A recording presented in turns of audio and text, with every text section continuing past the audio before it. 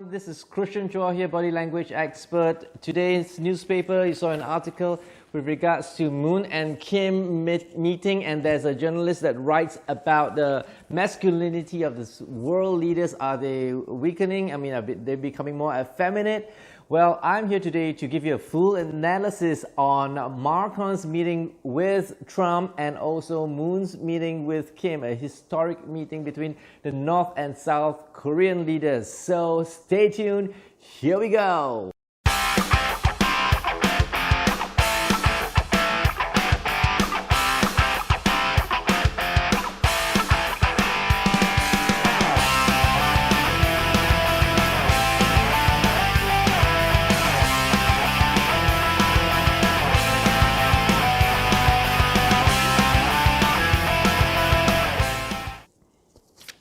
So first of all, we'd like to start off by talking about a villain. You know, Kim Jong Un don't look like a real villain, does he? This is what villain looks like. Hitler, Saddam, Gaddafi, ERP. They look like villains. This guy, if he's a villain, he looks like the friendliest villain I've ever seen. I don't know, maybe it's the West that helps portray him that look that way. His grandfather is a dictator, his father is a dictator, and perhaps he's a reluctant dictator. It's a rumor that he is educated in Switzerland, and obviously he had tasted the Swiss life as a teen, and he became a leader of North Korea around in his 20s. Now at about 34 years old, he's a bit older, and perhaps he has a change of mind. From all the videos that I've watched about Kim, he seems like a happy person, much too happy to be a villain. Is he a villain, or is it the way the West demonized him to be one? And then people ask me, but Christian, he threw his own father, no, he caught his own uncle and fed him to the dogs. Well, that's what we read about. Are we sure about that? Are we sure it was from him? Because very often, media like to portray someone the way they want you to look at him.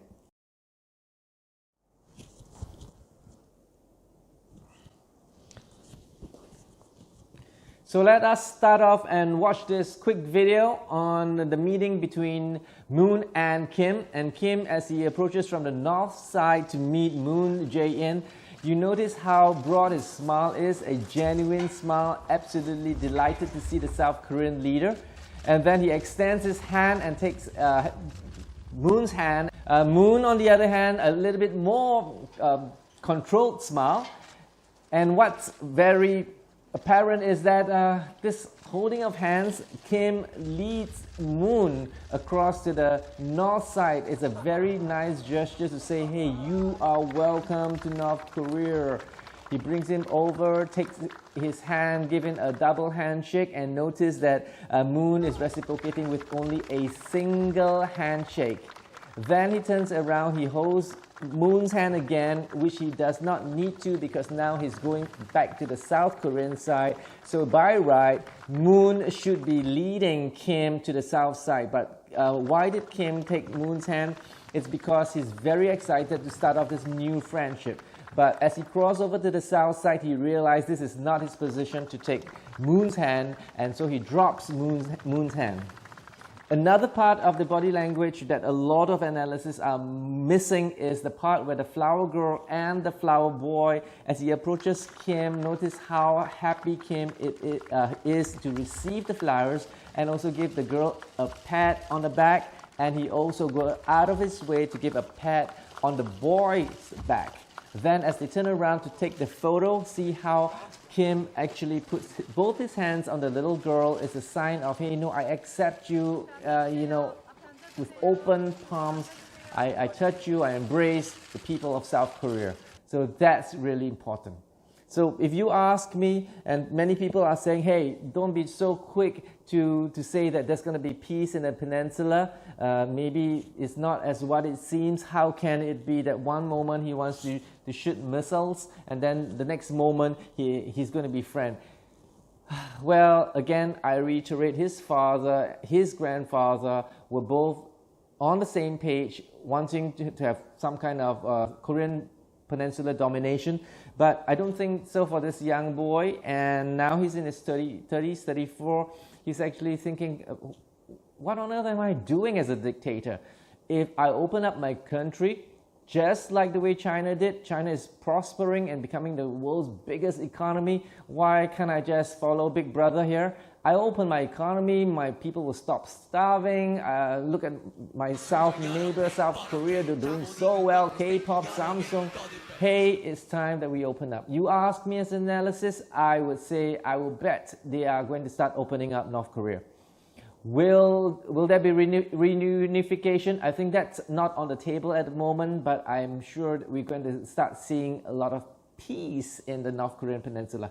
Because as you come to the next part of this video, and if you watch this video, they then moved to a facility called the Peace House for summit talks. You will notice that the opening address between Moon and Kim actually said some very telling words like, you know, we have lost time, we should not go back the way we used to be. I made up my mind to do my best to resolve many issues that we both face and work together so that all our lost time on both sides will not be wasted. Let's not go back to how we used to be. Okay, so that's a very telling sign. As a speech analysis, the words that he has chosen shows much sincerity on moving forward between the two countries. So we look forward to also the meeting between Trump and Kim Jong Un. As of today, Singapore seems to be one of the top places that they may choose, so I look forward to that. And let's move on to our next video. And this video is on Trump and Marcon. So again, there's hand-holding between two world leaders, but make no mistake, they are in different contexts. And when it's set in different contexts, it should be read differently. By the way, before I move on, I'd like to reiterate again to all my students and those people who are very interested in body language that you do not read body language from a still photo. Not like that. You always watch body language live or through at least a video. Better still 2 or 3 angles. So this, and you need to take into context. So this context of Kim and Moon is a historic meeting. Millions of people are watching the reaction between the two leaders. But the video on Trump and Marcon is really different. It's a more casual environment between two old friends, United States and France. So Trump, being the bigger guy, much more boisterous, even a bully, he feels very comfortable with his old ally, France, and a new leader, Marcon. So people are asking about why did he take the dandruff off Marcon? To me, I read it as the playful precedent that United States usually have from the time of Ronald Reagan. Watch this video, it's really interesting. Reagan, during one of his voice tests, was so playful. He says, we are under the Russian attack. In 5 minutes, we're going to go all-out war with Russia. And you know what? They accidentally broadcast that. And Russia was on high alert. Watch this video. I've signed legislation that will outlaw Russia forever. We begin bombing in 5 minutes. It was the joke heard around the world, the one by President Reagan about bombing the Soviet Union, and it resulted in a Soviet red alert, and it became a campaign issue in this country. And in the same way, Obama is a very playful president. From his mic drop joke, Obama. He appeared on Jimmy Fallon doing rap and on Ellen DeGeneres dancing. That's the way their culture is. You don't often see that in more static type of leadership here in Singapore or even in Asian countries. But in the United States, it's okay to let your hair down and be playful once in a while. So that is my body language tip for today. For those of you who require my skill in terms of HR, how to hire people accurately, I actually provide this service. If you need to hire someone of a key personnel and you need me to read the body language just before you offer the contract, I'm the guy to do it.